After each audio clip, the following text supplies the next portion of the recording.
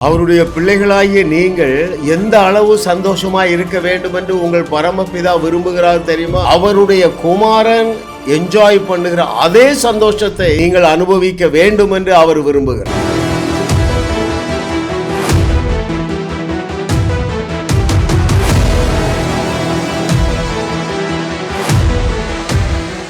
தேவ நமக்கு கிருபையாக தந்த அவருடைய ஞானத்தின் ஆழங்கள் 1000 என்கிற தலைப்பிலே 175வது செய்தி, ஆன்மீக ஆனந்தம் 2/3, The Overflowing Joy of Salvation.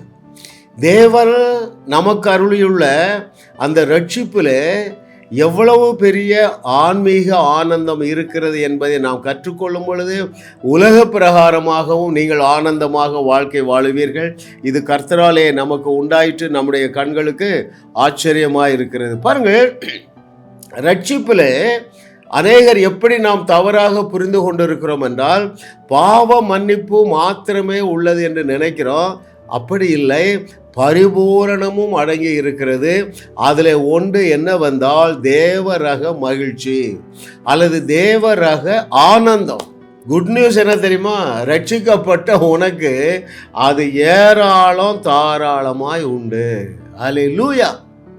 ஆமாம், ஆகையினால்தான் சங்கீதக்காரன் என்ன சொல்லுகிறான் என்று சொல்லி வாசிக்கட்டுமா? உம்முடைய ரட்சிப்பின் சந்தோஷம் எனக்கு பெர்மனண்டா வேணும் ஆண்டவரேங்கிறான். அங்கே 51வது சங்கீதம் 12வது வசனம், Psalm 51:12 I shall read. உமது ரட்சணியத்தின் சந்தோஷத்தை திரும்பவும் எனக்கு தந்து உற்சாகமான ஆவி என்னை தாங்கும்படி செய்யும். பாருங்கள், ரட்சிப்பின் சந்தோஷம். ஆமென். நான் கடந்த செய்தியிலே சொல்லியிருந்தேன், விசுவாசத்தினால் உண்டாகும் சந்தோஷம், பரிசுத்த ஆவியினால் உண்டாகும் சந்தோஷம், அவருடைய பிரசன்னத்தினால் உண்டாகும் சந்தோஷம் என்று சொல்லி பார்த்தோம். இன்றைக்கு அவருடைய ரட்சிப்பினால் உண்டாகிற சந்தோஷத்தை பல வசனங்களிலிருந்து நாம் கற்றுக்கொள்ள போகிறோம். ஸோ ரட்சிப்பு என்பது அருமையானவர்களே, நம்முடைய இருதயத்திலே தேவன் ஊற்றி அருளியுள்ள அவருடைய சந்தோஷம் என்பது ஆகும். இதற்கு பல வசனங்கள் இருக்கின்றன. அதைத்தான் நான் உங்களுக்கு எடுத்து காட்ட போகிறேன். முதலாவது பாருங்க, தேவனுடைய விருப்பம் என்று சொன்னேன் பாருங்கள். அவருடைய குமாரன் என்ஜாய் பண்ண அதே joy, the same joy Jesus Christ enjoys. வாசிக்கவா உங்களுக்கு? John 16:24, யோவான் 16:24, இதுவரைக்கும் நீங்கள் என் நாமத்தினாலே ஒன்றும் கேட்கவில்லை, கேளுங்கள், அப்பொழுது உங்கள் சந்தோஷம் நிறைவாயிருக்கும்படி பெற்றுக்கொள்ளுவீர்கள். ஹல்லேலூயா, ஹல்லேலூயா, ஹல்லேலூயா. ஐயா, நிறைவான சந்தோஷம், ஓவர்ஃப்ளோயிங் ஜாய். இன்னைக்கு தலைப்பு என்ன? The overflowing joy of salvation. அது யார் அனுபவித்த சந்தோஷம்? இயேசு கிறிஸ்து அனுபவிக்கிற அதே சந்தோஷம். What is the measurement?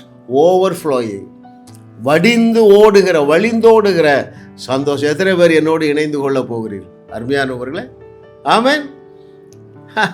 இன்னும் இதே யோவான் 17:13 நான் உங்களுக்கு வாசிக்கிறேன்.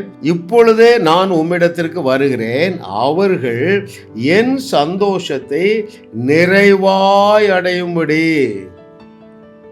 See the desire of the Lord. ஐயா, நம்முடைய நாதனாய் இயேசு கிறிஸ்துவுடைய விருப்பம் என்ன? அவர் அனுபவித்த அதே சந்தோஷத்தை நிறைவாய் நாம் அனுபவிக்க வேண்டும் என்பது. ஹல்லேலூயா. எதை பார்க்கிறோம் என்றால் 5 characters of that heavenly joy.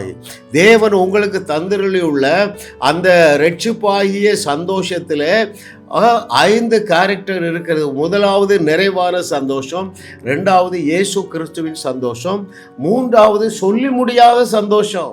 What does it mean? It cannot be explained. அதை விவரிக்க முடியாது என்று சொல்லி பேதுரு புஸ்தகத்தில் பேதுரு சொல்றாருங்க.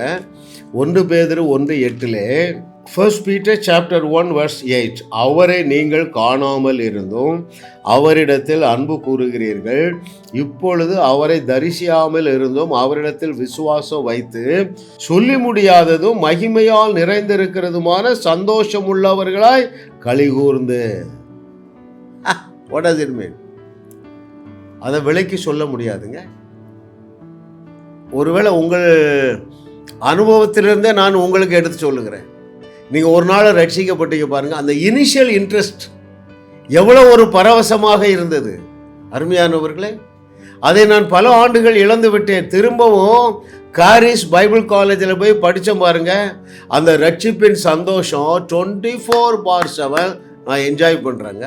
என்ஜாய் பண்ணாங்களாங்க? சிறைச்சாலைக்குள்ளே என்ஜாய் பண்ணாங்கல்ல, சிங்கக்கவிக்குள்ளே என்ஜாய் பண்ணா இல்லையா? அப்போ நம்மளால முடியாதா? இன்னைக்கு தலைப்பு என்ன? ஆன்மீக ஆனந்தம், த ஓவர்ஃப்ளோயிங் ஜாய் ஆஃப் சால்வேஷன். ஐயா, அந்த சால்வேஷனுக்கு ஒப்பான ஆசீர்வாதம் உலகத்தில் எதுவுமே கிடையாதுங்க. எத்தனாயிரம் கோடி வந்தாலும் கிடையாதுங்க, எவ்வளவு புகழ் வந்தாலும் கிடையாதுங்க. அதனால தான் அவ்வளவு பெரிதான ரட்சிப்பை குறித்து நீங்கள் அசட்டையாக இருக்கக்கூடாது என்று பக்தர் எழுதி வைத்திருக்கிறார். ஹல்லேலூயா. பாருங்கள், நான்காவதாக the character of heavenly joy என்ன தெரியுமா? அதை 1 பேதுரு 8 மகிமையால் நிறைந்த சந்தோஷம்.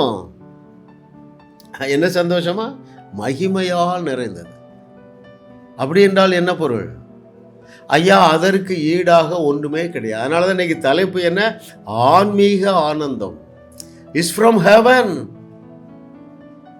அது சூழ்நிலை அடிப்படையில் அல்ல. That's very important.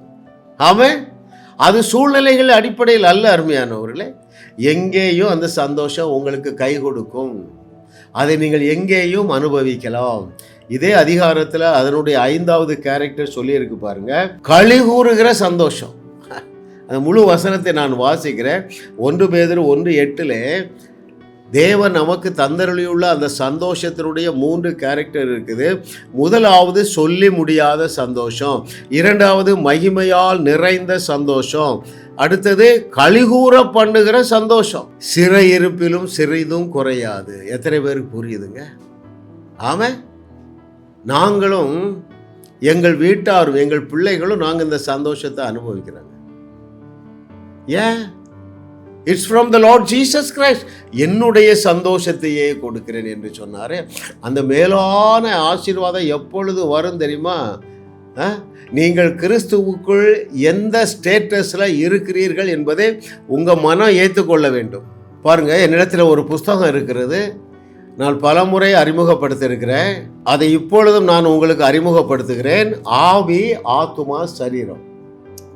கிறிஸ்துவுக்குள் வந்திருக்கிற நாம் அல்லது ரட்சிக்கப்பட்ட நாம், நம்முடைய ஆவி மனுஷனுக்குள்ளே என்ன நடந்திருக்கிறது என்பதை நீங்கள் அறிந்து கொண்டால் போதும். கிறிஸ்துவுக்குள் நீங்கள் யார் என்பதை அறிந்து கொள்ளுவீர்கள். முதலாவது பாருங்க, நாம் 3 பகுதியாக இருக்கிறோம். 3 part being. ஆவி மனுஷன், ஆத்மா மனுஷன், சரீர மனுஷன். நம்முடைய ஆவி மனிதனை மாத்திரம்தான் தேவன் ரட்சித்திருக்கிறார். ரைட்? அப்போ நம்மை ரட்சித்த தேவன் நம்முடைய ஆவி மனுஷனில் என்னென்ன காரியங்களை செய்திருக்கிறார் என்பதை நீங்கள் விளங்கி கொள்ளுவீர்கள் என்றால், ஐயா, அந்த ரட்சிப்பின் சந்தோஷத்தை உங்களால் இழக்கவே முடியாதுங்க. சிறைச்சாலைக்குள்ளேயும் அவர் அவ்வளவு அனுபவிச்சான் பாருங்க. அனுபவித்தது மாத்திரமல்ல, ஐயா, அந்த சந்தோஷத்தை குறித்து நீங்கள் கவனமாக இருக்க வேண்டும், எப்பொழுதும் சந்தோஷமாக இருக்க வேண்டும் என்று சொல்லி சிறை கைதி எழுதுறாங்க. பிலிப்பியருக்கு எழுதின நிருபம் சிறைச்சாலையில் எழுதப்பட்டது.